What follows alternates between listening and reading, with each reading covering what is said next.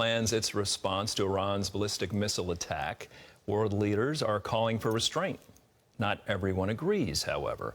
Some Iranian citizens are openly calling for Israel to take action against their own brutal regime. George Thomas has the story.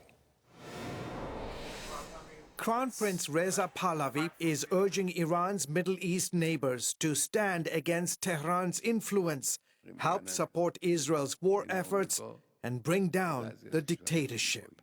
The regime in Tehran is responsible for the deaths of hundreds of thousands of innocents, Iranians, Arabs, and Israelis, Christians, Muslims, and Jews. Pahlavi, the son of Iran's last Shah, went on social media saying most Iranians want to see their own oppressive government removed. So I say to you, our friends across the Middle East, our region deserves so much better. But in order to succeed, first, this regime that has held us hostage for nearly half a century must go.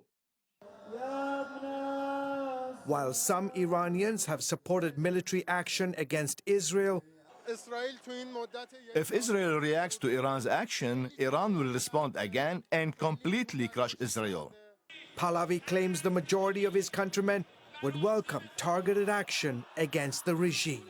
He tells Iranians the real enemy is their own government, led by Ali Khamenei.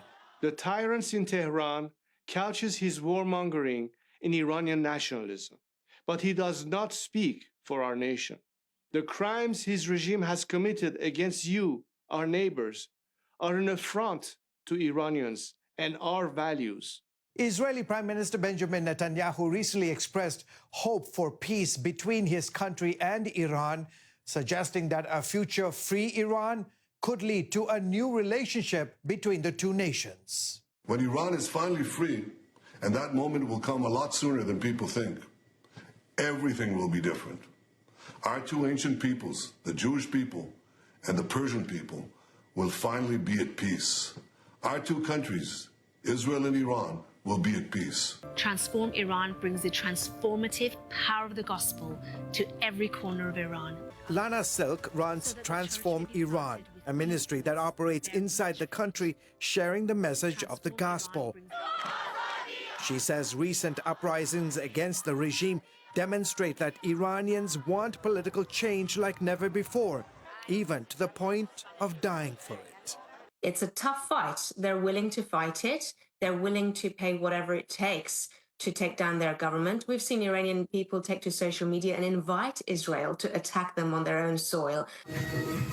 Videos from Iran showed people singing and dancing following Hassan Nasrallah's assassination. Silk adds that most Iranians do not share the government's animosity toward Israel. Since taking power 45 years ago, the regime's clerics have labeled the United States as the Great Satan and Israel as the Little Satan. I was brought up in the country and I was conditioned to hate Israel and America. As a schoolgirl, we had to wake up every morning and chant death to America, death to Israel. All our teaching, our education, all the propaganda and the news on the walls, everything was set up to have us hate these two countries. And yet we don't. No matter how hard the government tries, they cannot turn their people against these countries. During an interview with CBN News, Pahlavi said despite Iran's ongoing violations of religious freedom, people are turning to faith, especially Christianity, like never before. The discrimination started against religious minorities. The Jews were the first, followed by the Baha'is.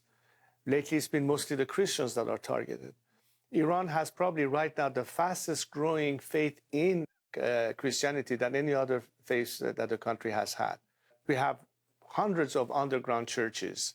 Silk says the potential for war is driving a sense of urgency among underground Christians in Iran to share their faith. We're talking about war. We're talking about really unimaginable suffering coming to Iran shortly. So there is a sense of we better be quick to make sure all the people that we love know who Jesus is and what he's done for them before it's too late for them.